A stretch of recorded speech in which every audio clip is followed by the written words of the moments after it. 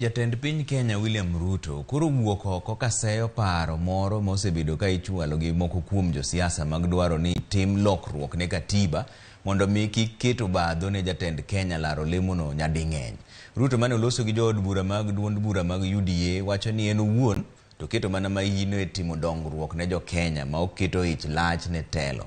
Ruto dwaro ni jood bura okadh mana chike mabiro konyo e jiwo dongruok ne jo Kenya. Make use of the floor of the House, make use of any other fora to make sure that you push the agenda of your political formation, you push the agenda for your constituents, you push the agenda for your government, while enjoying that freedom. And I will not ask anybody not to say whatever they want to say. But on matters changing the constitution,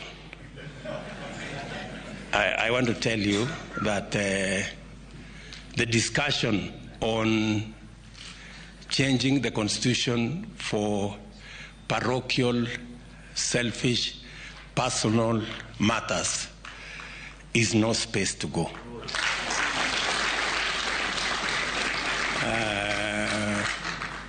I want to be very clear that as president, I will not participate in mutilating the constitution for purposes of serving selfish, personal, parochial interests.